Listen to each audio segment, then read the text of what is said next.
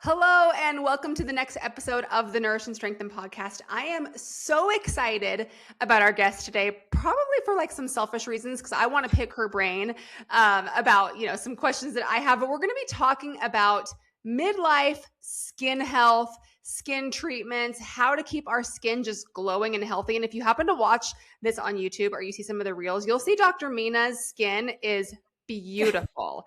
Oh my gosh. But welcome to the show, Dr. Mina. I'm excited to have you Well, here. yeah, thank you for having me. Super excited to join. Love your podcast. Love what you're doing. And Thank yes, you. selfishly, I'm really into perimenopause health because I'm in it. Yeah. I So, mean, everyone I talk to now I guess I talk to people that are similar to me, and sure. so that's Right. just kind of how the world works. But tell me how you got interested in skincare, skin health. How did you decide to become a dermatologist? Gosh, well, I had a weird path into medicine to begin with. I always thought you needed to know when you were 5, you wanted to go to medical school. And Right. I did not. And in fact, I still remember being a teenager, not getting, like truly having a mental breakdown over getting my blood drawn. And I Uh-huh. thought, there's no way I can be a doctor. Lots of doctors in my family, my dad, granddads, uncles, and all that. And I thought, heck no, I do not like blood. I don't want to get my blood drawn. And so I actually was a ballet dancer and really into the arts and Oh, drawing for awesome. many years, even out of high school. And I thought I was going to do that. And then I kind of realized you're not really good enough to really make a career out of that. And so I pivoted and I thought, you know what? I like helping people. I like Yeah. science. And I started looking into medicine. And actually, my dad was funny because I said, but Dad, I can't draw blood. And he said, oh, well, nurses draw blood, so you can't be a nurse, but you could go to Right. medical school. So That's anyway, hilarious. so yeah, I ended up I loved anatomy. Actually, that was the class that really did it for me. And I think Okay. you probably love anatomy, Yeah. right? Like Yeah. with what you do. I just remember thinking, how cool, like learning how the body works and just Yes. being It's like, this fascinating, is right? unbelievable. Like I'm almost like, I don't really believe it works, but then you see Yeah. it before you, right? You're like, Um, obviously it's working, but I don't know how this happens. Exactly. Yeah. Like a baby comes from an egg and a sperm and that grows like Yeah. a living human being. Like that is It's so unreal. incredible. It is incredible and getting to help people. And I just gravitated to dermatology because I think it's a very creative field and Yeah. it's very visual. And I've always been a really visual person. I love that I can look at something and be like, ooh, this is what's going on, especially internally. I think I love people that. think skin is just like topical stuff or Mm. they think, oh, you're an esthetician, they don't realize like, oh, you're actually a medical doctor who the Mhm. skin is an organ. And I like to talk about how the skin reflects how our inner body is Oh, working, I right? love that. So Yeah. if you can't, well, maybe you can fake it for a little bit, but if you're in your 40s plus, you can't fake it anymore. So Yeah. if you're not sleeping, you're drinking too much, you're tanning, you're smoking, you're eating processed crappy food, right? Like it's going to show up on your skin. Absolutely. And so that is why, especially on my podcast too, and with my patients, I really like to talk about skincare is whole body care. We need to stop thinking about skincare as just the topicals we put on our face and just our face, right? It's like a whole organ system. I love that so much. And let's just dive in. So you mentioned, especially in perimenopause in our 40s, we can't hide what we're doing in the kitchen, in the bedroom with regards to sleep, that sort of thing. Cause like your skin can really start to look kind of like hollow and like, what's the word? Not like, is sallow a word? Yeah, sallow, Is that a word? dull. Like, yeah, Yeah, dull. yeah, Yes, yeah. right. So what happens? What happens in our 40s? Like what hormonal shifts are happening that's making it so, it's not as easy to hide those things as it used to be? Yeah, it's really crazy. So as women, hormonally, we're always in flux, right? We have like Mhm. peaks of estrogen and progesterone, and then we have drops, and it's very, in an ideal world, very cyclical, very predictable. Our hormones, go crazy. Think of like a roller coaster in Mhm. puberty, and then they're very cyclical during our reproductive years, and then Mhm. perimenopause happens, and it's back to like puberty, but in the inverse. So instead of like Yeah. getting more estrogen, progesterone, testosterone. We're actually starting to lose it, but it doesn't mean you still can have these crazy wild spikes and highs, and it's up and it's down. And that's why hormonally or just physically we feel sometimes like we're all over the place. And Yeah. it's not even so much the peaks and the valleys, but it's also how quickly it's shifting so rapidly. And so it estrogen and the main cause, right? Like everyone's like, what's the root cause? Well, the Yeah. root Yeah. cause of of perimenopause is that we're losing our estrogen, Mm-hmm. and that's natural, right? Like our Mm-hmm. eggs stop, our ovaries stop ovulating, and then once you hit menopause, you no longer have periods, and your estrogen is just hovering above zero. So your Yeah. husbands, your spouses, if they're men, they have higher estrogen than you, That's so which crazy. it's really crazy. And so I think we're now realizing, right? We're Mm-hmm. finally learning, like, oh, we actually do need to study women in this period of their Yeah. life. Yeah. And we're learning, we've seen a whole generation, my mom's generation really got screwed. They were not offered hormone in general, Right. they were not offered hormone replacement therapy. So we've now seen these women who have gone decades without estrogen. We're seeing what it does to the body. And it's truly remarkable how estrogen affects every organ system, Mm-hmm. and skin is just one of them. And so so many cells in our skin have estrogen receptors, our collagen, Interesting. Oh, yeah. fibroblasts Right. that make collagen, right? So that's why once you hit menopause, within 5 years of menopause, there's a 30% drop in your collagen. I mean, that's That's crazy. so fast too. 30%. Yes, it's crazy. So Wow. I like to talk about, I'm in my collagen banking era. Like Yeah. now is the time to it's like saving for retirement. Like start putting Mm-hmm. it in now, because we know we're going to lose it, right? Even Okay. if you're on estrogen replacement therapy or topical Mm-hmm. estrogen, right? It's never going to be back to where you were when you were 20 or 30. Mm-hmm. So the root cause really it's estrogen, and it affects so many cells, our blood vessels, our bones, our muscles, our keratinocytes, which are the skin cells. So all these cells and organs have estrogen receptors. And so when we're losing estrogen or we have these spikes and drops, our body notices. So interesting. You mentioned collagen banking, and I'm sure that was just like a cutesy term, but like, what are some things we can do to boost our collagen, or help prevent that? Maybe there's nothing we can do to prevent that loss later, but what are some things we can do Well, now? yeah, no, there definitely are. And so also just like talking to your audience, right, which are fitness and health conscious, like don't I think everyone immediately is like, what do I need to put in my skin, or what Yeah. device or what treatment, right? Which we can definitely talk about those. But like, I would say first and foremost, like get your kind of holistic health in check, right? Yeah. I So love that. as That's one of the you first things know, you're right? saying. Like Hmm. building muscle. We're learning building muscle can actually boost collagen. They've actually done studies where they looked at Interesting. people, yeah, who did cardio and then people who did weight training. And they found that actually the skin was thicker. The second layer, the dermis, was thicker in the people who did resistance training. And No way. yeah, so the muscles release these things called myokines, and it's thought that they then go and help boost fibroblast production. So another great reason to do some That just resistance blew training. my mind. I had no idea. Yeah. So So again, cool. resistance training, right? And also just building your muscle, your skin is going to lay more nicely Mhm. over Sure. muscle, right? Than sort of that atrophic that's kind of like shriveled up. Yep. So okay, eating protein, right? Like, and then I Mhm. get this question a lot: do I need collagen powder, right? Yeah. So there's some studies suggesting maybe it's helpful. Okay. The thing is, you can't like direct it. I can't put the collagen in my coffee and direct it to my cheekbones, Right. right?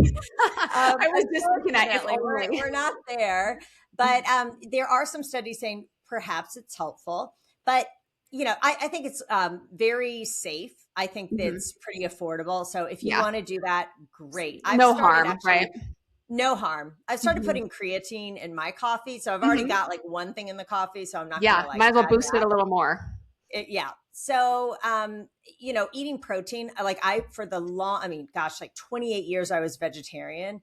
Oh, okay. And I was just I've never craved meat, not through Uh-huh. any of my pregnancies, nothing. All of a sudden I was like, I want chicken salad. I want a turkey sandwich. I wanted meat. Interesting. And I Yeah. realized like that's my body saying it needs more protein.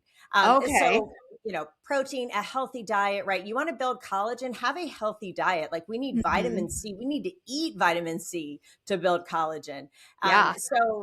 Focusing on your diet, no smoking, a huge, huge accelerator of collagen loss is sun damage. So if you Mhm. did nothing else for your skin except sun protect, you would be ahead, you'd be light years ahead of so many people because that's a That's huge accelerator. okay, good Smoking to too, know. right? So like if you just did those two things and then worked on like, ate a healthy diet, exercise, worked on sleep, you're ahead of everyone. There are, of course, like fun things we can do in the office as well. I love, well, let's start with at home. So sunscreen's Yeah. key. Okay. I love a vitamin A, so retinol, retinoid, those Okay. are probably Are familiar those like I've terms. heard things about like actives. Like the only things you want to look for are these actives. What Yeah. does that So mean exactly? active is what's the ingredient that we're looking for. So like active, vitamin C, I would call an active, right? Okay. If you're Mhm. looking for a serum, you might say, well, I need a vitamin C or antioxidant serum. That's Okay. the active. Okay.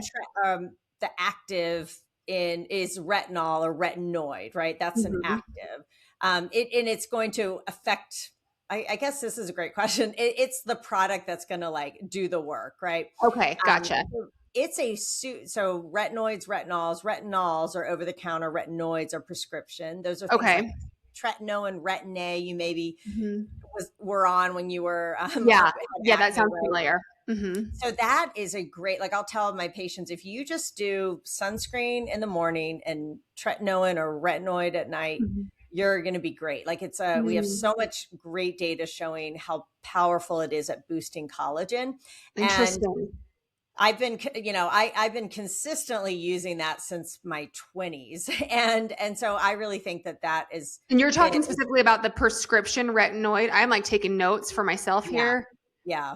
Okay, so if we don't live by you, we can go to our dermatologist and ask for it, or what do we do? You can. And actually there are a lot of ones you can buy on different stores that are you can definitely go to over the counter if the prescription is strong and like Okay. wintertime the skin's dry and I'll say like even my skin which is super oily I Mm. cannot use it every night now that I'm older because my skin's drier. So I Okay. do pair it with a moisturizer.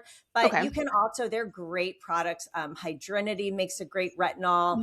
Mm. I'm a part of Elm Biosciences, which is their medical board, and Martha Stewart's new line is Elm Biosciences, and they just came out with a night cream. And actually, I've been using that; it feels really, really nice. What did So you say the name was again? it's Elm Biosciences, Elm Bioscience. Okay, cool. and that's got a great one. Actually, you can. I hope I'm okay to put a promo, but if you go Yeah, to yeah, absolutely.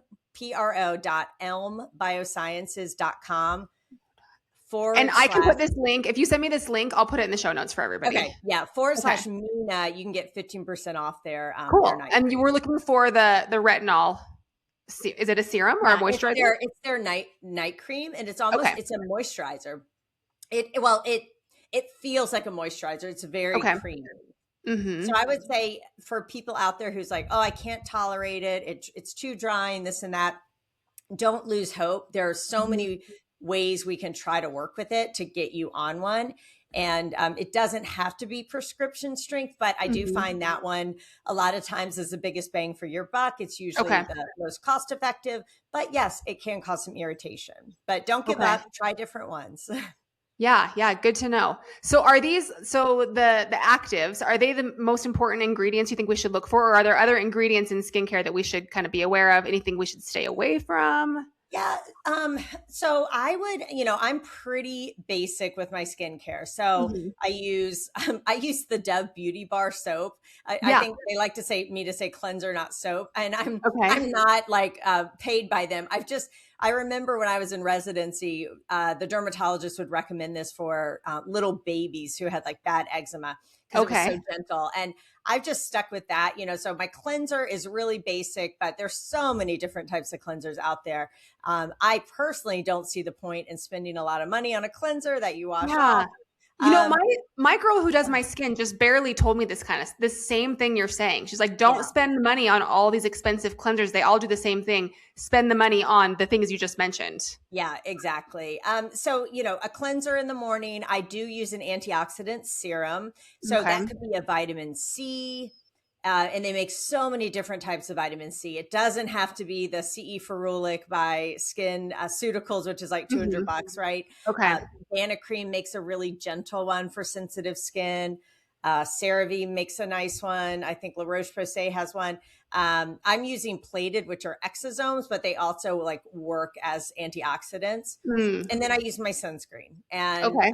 there's so many good sunscreens out there. I don't think you need to be scared of chemical sunscreens. Mhm. There is data showing that it is absorbed, the products in the sunscreen are absorbed in our bloodstream, but we Mhm. know that happens with our skin. That's why we apply stuff on the skin and we Yeah. have it get absorbed. So there have been no studies showing harm. I was going to uh, ask you that because that's kind of a hot take right now, yeah. especially in the wellness area. I have many of my friends who will go on rants about how you should not use sunscreen because of like the quote unquote toxins. So can you talk to that a little bit more? I know you were kind of going in that direction. Yeah. So so there have been some studies showing that when rats were like fed, I mean, copious amounts of sunscreen, that they got, had some like endocrine disruption and Mm, cancer. And this is apples and oranges, right? Like we sure. are not eating, and I think they said you would have to apply head to toe sunscreen for 200 years to ever get anywhere close to Right. this amount. So Totally. it's kind of like this fear factor. So you're Yes. not a rat. Don't eat it. Right. Most people don't apply even the full amount they're supposed to.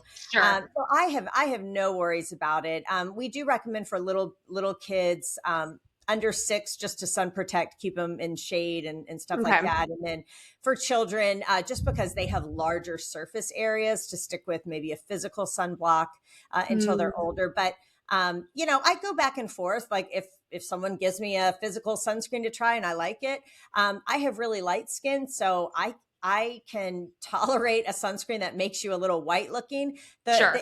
issue where I think there's some harm here is that if people have darker skin and we're telling them, oh, it's really dangerous to use chemical sunscreens. Well, a lot of the physical ones leave a white cast, By and physical, you mean like mineral? exactly, mineral. Okay. Yep.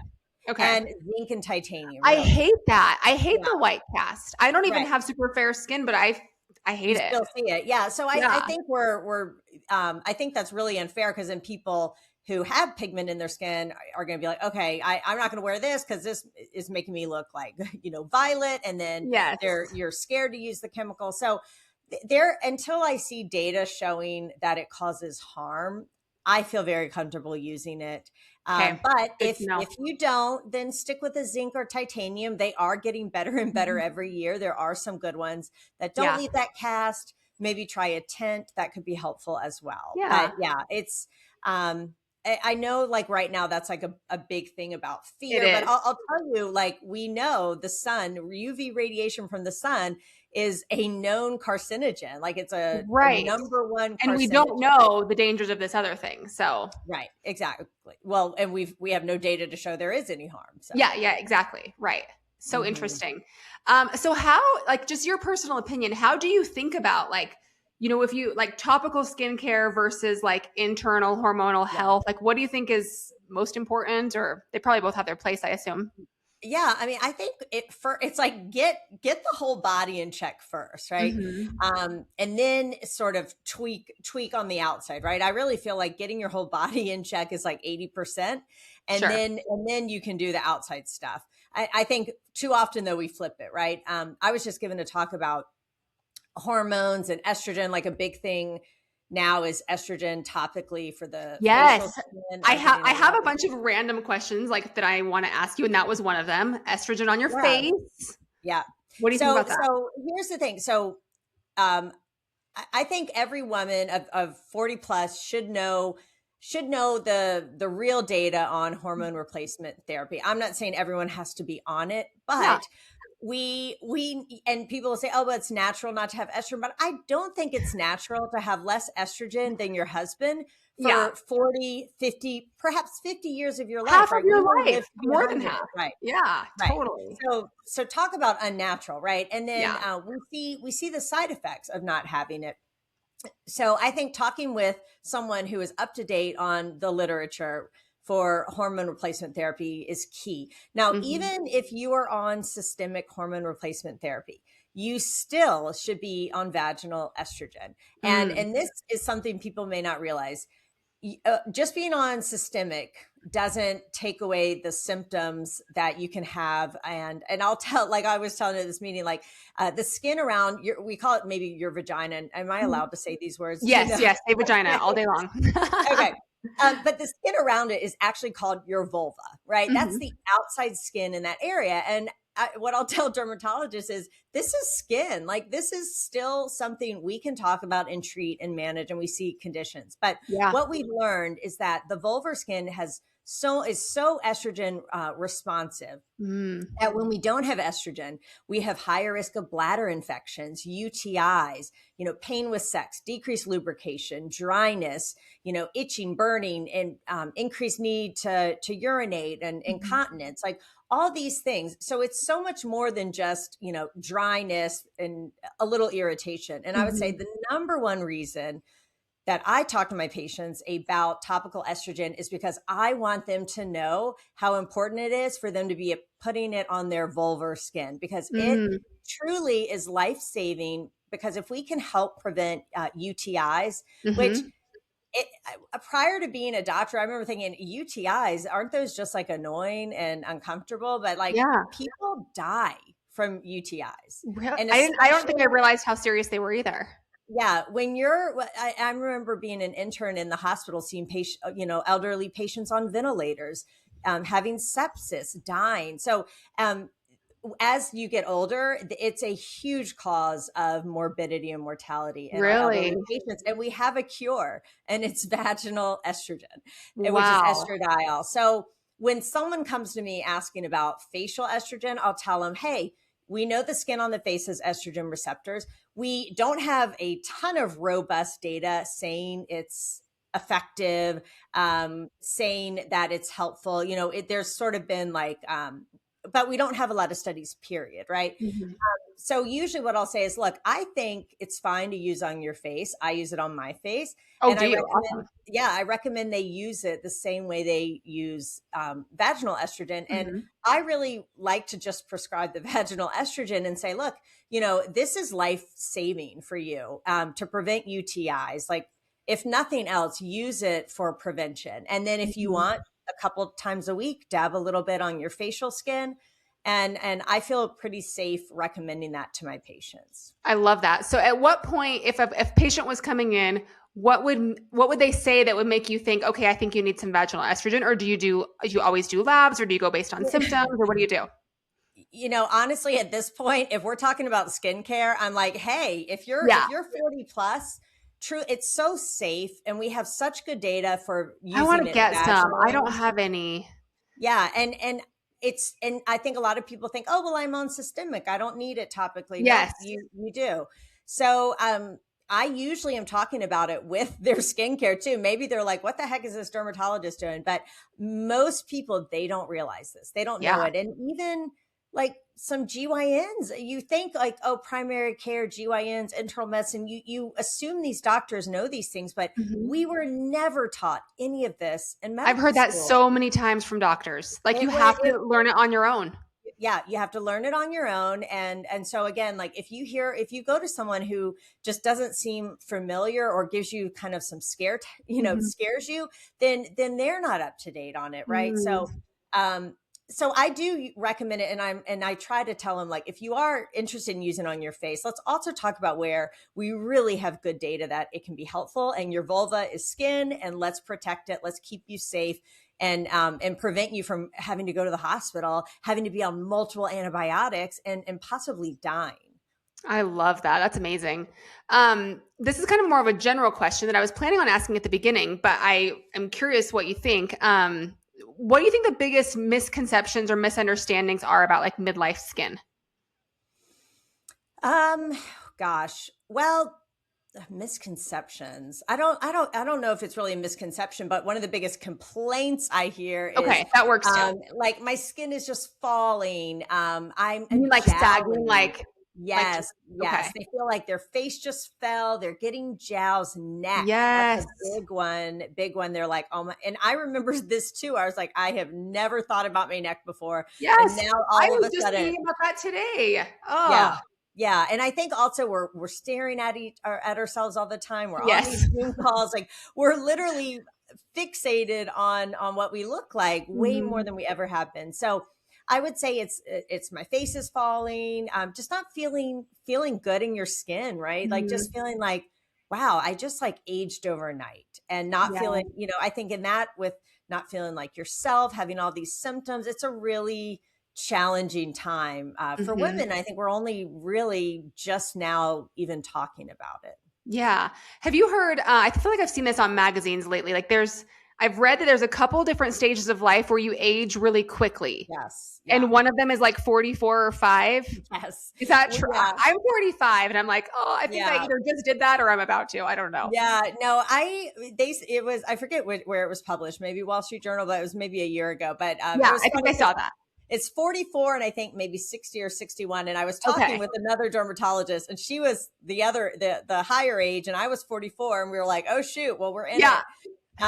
I can't say I noticed like a big shift at 44, but I will Okay. say at 40, I was kind of like, I remember seeing a picture of myself, and it was COVID and just a lot of craziness. And I remember thinking like I had let myself gain about 10 pounds. Uh-huh. I felt like I was just like puffy, and Yeah. I didn't feel like myself. I wasn't sleeping. I was irritable. I was like, I don't. So if this is 40, like I need to check myself because I don't want to keep being on. I was on this like trajectory that I didn't want to Yeah. be on. And And 40 is not old considering how old we live. no, Isn't that so crazy? no, I know. It was funny because around 42, I started my podcast. And I remember thinking, am I too old to be doing this? Right. And then I I think was that like, all the time. Every time I yeah, hit post on social media, I'm like, I'm too old to be doing this. yeah, but then I'm like, what a that is so I silly. know. It's It like is so you silly. can't pivot and change and do new things. Like really, I Right. think this is like the best time to do it because you've lived a little, you've experienced Yeah. things, and you have knowledge. And so anyways, yeah, it's not too old. Yeah, 40. Oh, you know what is funny? Like Golden Girls. Remember the Golden Oh Girls? my gosh. I've seen that on social media where it's like They a were picture. in their Yeah. early 50s, That or is the so, characters they were portraying yes. were And in they their look early like they're 50s. 80. Truly. Yeah. And then I look at pictures of like Sarah Jessica Parker, Jennifer Garner, like all the J Lo, all Yes, these, that are in their and 50s and look you're like, wow. incredible. I Yeah. know. It's so crazy. So, kind of along those lines, let's talk about all the different things we could spend our money on with regards to like your skin, like the laser treatments, the vampire facials, the PRP, like what's helpful, what's not, what's worth it, what's not. Can we do that? Yeah. Well, it's tricky because, yeah, there's so many things out there. Yeah. And what I'll say is, you don't have to do everything. You just need to find what works for you. And it's hard because the way our healthcare system is, it's hard to find like a dermatologist who can like sit down with you and strategize. And this is Yeah. really why I opened this more like boutique practice, because I wanted to Okay. be able to do this. But I would say having a strategy is key. Just like you have a strategy with so much in our life, but too Yeah. often I think people they're like, oh, this celebrity had Moxie, I'm going to have Moxie. Oh, my best Mhm. friend just did this, I'm going to go do this. Oh, she just did that, I'm going to go do that. And it's very like piecemeal. And I Totally. feel like the results don't look so great. And you spend a lot of Mhm. money, and then you're like, are you really satisfied? And then the other analogy I have is like, sometimes it feels like we're on this hot girl hamster wheel where Totally. you're like, oh my gosh, I used to be attractive. I used to be, this or that. And we're Yes. so afraid that's we're going to lose that. We're going to change and all this. So we keep throwing all this crap into our routines and, we're dry brushing, we're gua sha, facial yoga, Yeah. Botox, all these things. And you don't really know what's working. You're exhausted. You're spending, all this money. And so again, like just have a strategy, find someone you trust, you like their aesthetic and work with them and just know like skincare. I think people also, they want overnight results, right? Like we all do, right? Yep. Like I Same want with to go to fitness. the Yep. gym once and be totally sculpted, right? And Right. that's not happening. So I think just realizing, okay, the skin, again, it's an organ. It takes time. It takes time to build collagen. It takes time to undo decades of damage to our skin. So having a strategy, knowing you don't need to do everything, but I like to sit down with my patients and sort of say, okay, what is most bothersome to you or where can we get a quick win? A lot of times it's evening out the complexion, making that more uniform. That just makes everyone feel better. It doesn't necessarily remove every line or wrinkle, but you're glowing. And so Okay. you're So kind how of do like, we I do don't that? even care. What's Yeah. that? So how do we do that? So chemical peels, Okay. resurfacing lasers can be a great option. Those are sort of I would say the best like in office options. And then just When you getting say on, chemical peels and resurfacing, what did you say? yeah, like resurfacing lasers. Oh, lasers. Yes. Okay. Yeah, lasers to kind of like undo some sun damage and all that. Okay. I love that because it is a quick win, relatively quick. And everything looks better when your complexion's more uniform. So, Sure. but if maybe dark spots aren't or sunspots aren't your concern, maybe you have like hyperpigmentation. So helping, again, just like evening things out, getting on a good skincare regimen does not need to be complicated. In fact, it shouldn't be. And again, I told you my routine, right? Like it's pretty basic, but you have to be consistent, right? And Right. that's the thing about habits, right? Like these little things, when you do them consistently, day after day after day after day, make massive changes down the road, either for the better or for the worse, right? Yeah, totally. And so then I would say what bothers you? Like, do you want to build collagen? Well, if we want to build collagen, we have certain devices that can do that, like soft ultrasound or radio frequency can do that. I'm a big fan of Sculptra that you can inject and build collagen. That's a popular one. If it's a lot of loose skin, like tightening devices, sometimes surgery is, and especially with these GLPs, a lot of that loose skin isn't going to go away with these devices. You really just have to cut it out. And so again, just working with someone who you resonate with, they know sort of like, your budget, like, are you someone who's like unlimited or are you someone who wants to spend as little as possible? Yeah. Or Biggest bang for your buck kind of thing. right. So all of that makes a big difference. But yeah, just, you don't have to do everything. Just again, being smart about the choices you make. I don't do a lot of at-home devices and things like that. Because you have to be really consistent with them. But if you like an LED red light mask, I know I was going to ask you about that. I have a list of things I've thought of as we've been talking. That was one of them. So you think they work? They do work. We know red light is very helpful with photobiomodulation. We know it can help with inflammation. It can help with acne, building collagen. You just have to make sure you're getting a quality device. They're not FDA approved, but FDA cleared. Make sure it's got enough bulbs. It's covering the whole area you want to treat. How do we know if it's a quality device? I have one. I have one sitting right here. And I mean, it was expensive. Does that mean it's quality? I know, right? You want to make sure it's FDA cleared. Okay. So that's helpful. And then, looking at the wavelength to make sure they're not just light bulbs painted red, that if it's red light, it really should be in the 600 nanometers, infrared a little bit longer. But it is, and it's tricky. You would have to, I don't like those like wands that people have because really you need the light to sort of sitting on your face. Yeah. Wherever, scalp, neck, whatever you're doing, you need the light to sort of sit on it for the shortest I've heard is 3 minutes. The longest is about 16. If you Okay. do, like, I have a in-office device that you can do. So yes, it helps, but again, you have to be consistent. So my sister, she loves her red light. I think it's like the Cure one. Uh-huh. And she like has her coffee and scrolls on her phone while she's doing it. And Just a little meme. yeah, other people are like, oh, I meditate, where I can't be on my phone, so Yeah. I think that's fine. I don't really have a lot of experience with those like electromagnetic stimulator ones. Hmm. Again, I don't look, if it worked, if I heard it worked, I'd be doing that thing as we're podcasting right now. Right. but I think unfortunately we're not there yet with Yeah. that. Yeah, that makes sense. What do you think about red light for hair growth? Like I Yeah. have So like those little like the caps and stuff.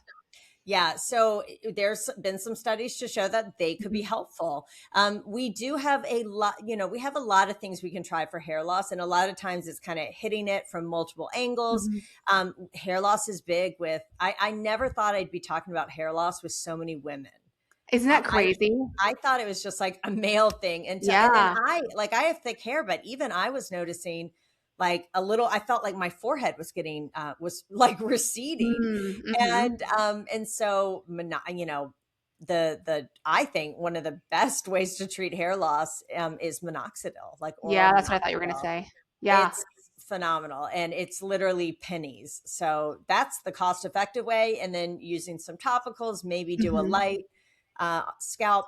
But I can't take credit for this. I heard it somewhere, but it really made me laugh. Look, if one of the richest men in the world is bald, Jeff Bezos, like Yeah. we haven't 100% cracked the code on That hair makes so loss. much sense. Right. Otherwise he wouldn't be bald. So Exactly. Yeah. So there are definitely things that can help, but genetics plays a big role.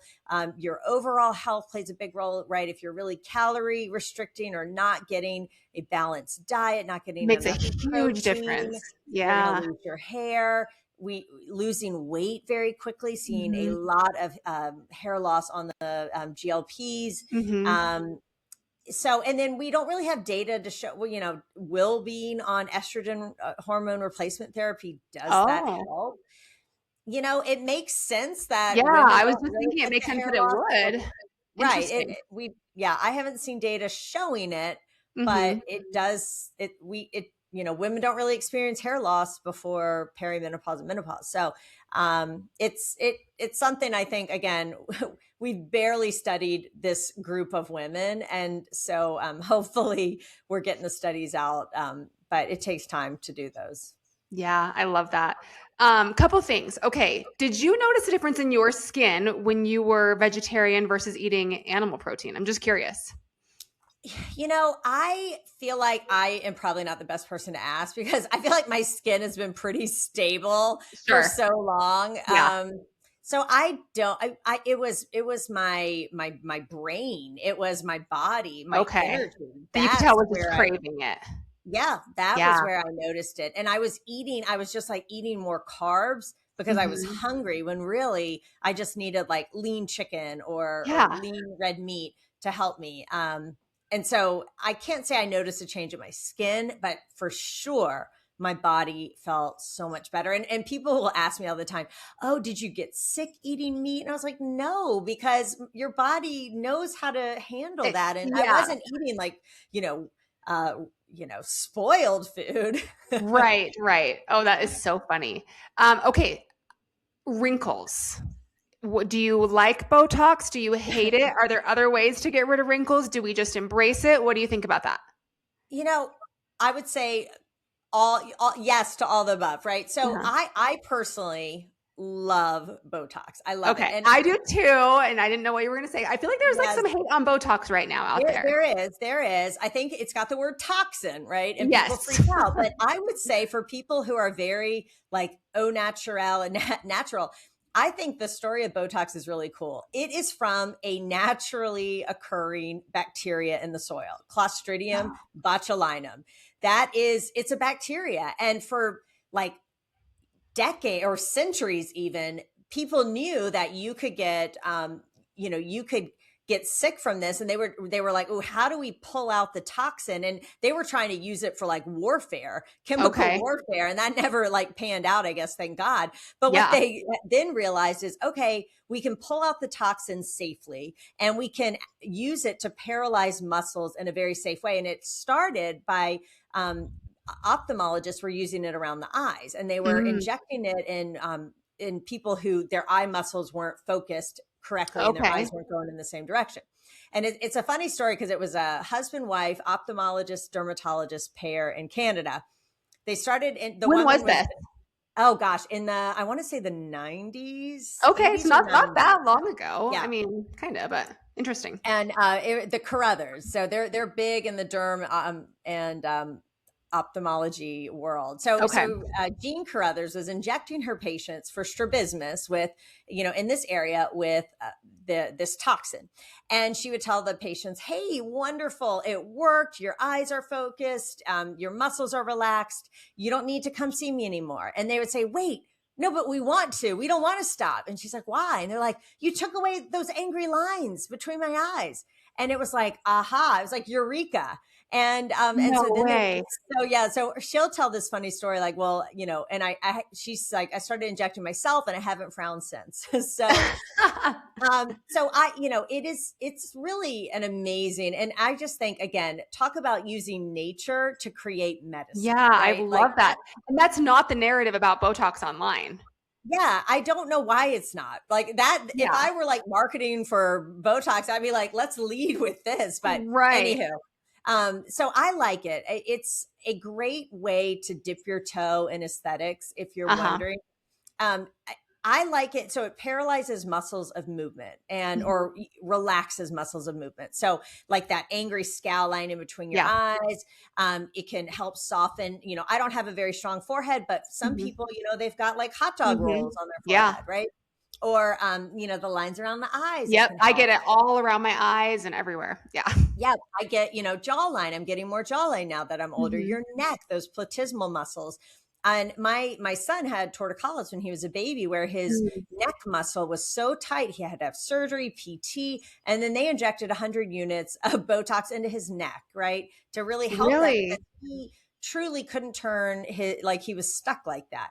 Okay. Um, so it's incredibly safe when you go see someone and you get the FDA approved product. You hear Yes. these crazy stories, people buying fake Botox online. They're going to Sure. shady places. I would say if anyone's selling it to you for $8 a unit, even $10 a unit, I Mhm. would be really, it's expensive for us to Mhm. buy. So I would be like, wait a minute, something doesn't seem, right about this. But Mm. it's very safe when you get the brands that are studied and you're Yeah. getting it from the company themselves. So this is not something you want to get a Groupon on or buy Yeah, right. buy online yourself. You have no idea what you're getting. But the reason I like it is because if you do a little bit as you start to notice the lines at rest. So if you start Mhm. like noticing, oh, I'm starting to get a little bit of those 11s between my Yep. brow. If you start to do it, you're going to prevent that muscle from becoming hyperactive and you're going to prevent Oh. that line from forming. So think about like working out, right? Like if I work out my bicep, it's going to get bigger. If you're constantly making that expression and scowling, that Mhm. muscle's going to get bigger. That line is going to become etched in. And that's why that line eventually 40s, 50s, 60s, that's why that line is there even when you're not scowling. And then people get frustrated because people think you're angry and they're like, why are you mad? What's Yeah. wrong? Why do you have, like, an Why are RBF? you upset? And then a lot of my patients say, well, I'm not upset, but people think I'm mad, I'm angry, right? And once that line is kind of deep and etched in, it's a Yeah. lot harder to treat. Then we really need to do other things, laser, stuff like that. Okay. So I do think it's preventative, Sure. and it can be done really nicely, really subtle, not Mhm. looking crazy. I like to have movement, so I get Botox, but I can still emote. I can Yep. still, look like myself, but it's sort of like tampered a little bit. It's like Yeah. dampened, right? It's not as strong. So, and I just think the light reflects off your skin in such a nice way. So I like it. If I've you noticed the know, same thing. Why is that? Why does it make you look so glowy? I know it really does. We don't fully know, but I think because the muscles aren't moving as much, you just have more Okay. light reflection. But Okay. people are even looking at, ooh, could we even just like topically apply it to get that glow? Right. Gotcha. But you could like, there's a noticeable difference in my skin when I've had Botox and I haven't. There Same. is just like Same. a glow. Yeah. Absolutely. So, Okay, but what about smile lines? I have not found a good solution for those. yeah. So I'm really into Sculptra. So Okay. biostimulant. And you're talking about these lines right here. Yes, yes. Yeah. I See like mine? They're so bad. See? back in the day, we used to do a lot of filler here. Okay. I don't like that because it just adds bulk. And the Yes. last thing a midlife woman wants is more bulk in her lower face, right? Yeah. So I don't you can do some, like a little bit can be good, but I would say just look at even little kids. Like they're not totally smooth. So I think Mhm. also going for totally smooth is weird looking. I agree. Um, but you can, so I love Sculptra, like doing a little bit of Sculptra here and here, build your Mhm. own collagen. Okay. I And think that's that the looks really injection nice. that helps your body build collagen right there. Exactly. Yep. Gotcha. Exactly. Yep. Okay. So I One like last those. question. Oh yeah, sorry. Well, no, and then I do use Botox around the mouth. I Do love you? it for those marionette lines right here that can start, Okay. let's see, do Yeah, you yeah, see it? yeah. I know. I don't know how to tell listeners what you're doing. I What do you know. I'm call like pulling the corners of my mouth down like a frown. Yeah. But think about like a marionette puppet, right? They have those lines by Yeah, yeah, their yeah. chin. Oh, But right, doing right. Straight down from the corners of your mouth down to your chin. Yes. exactly. Yeah. But doing a little Botox in the, a few units there can really help turn that up. Now, if you already have those deep folds and etched in lines, you're not going to really notice it. Sure. But if you start it before they become really prominent, again, it's preventative. Yeah. Okay, one more trend I'm curious about. You kind of touched on it, the dry brushing, the gua sha, the lymphatic drainage. Any validity to that or So I'm probably not the one to ask because I don't do any of that stuff. Like I I don't don't have really time either, but for I've it. got friends that just swear by it. My children do it. Okay. Like literally for Christmas, they got like a gua sha thing. They like it. They Yeah. love. So I would say if you like, I am not really into like a complicated skincare routine. Mhm. I want to be in and out. But if you love, like, if that's sort of like your relaxing time Yeah, it feels good and it and feels yeah. good and it's like, that's how you want to spend like 30 minutes winding down, go for it, right? But I did have a patient, I think it was like $500. She was having this lady dry brush her. I didn't understand the point of it. I worry more about dry brushing because you could like over exfoliate. People don't realize Yeah. like if you It kind of hurts. it does. And if we just let our bodies do what they know how to do, our skin sloughs on its own. Sure. And so you don't necessarily have to go and like mechanically do that.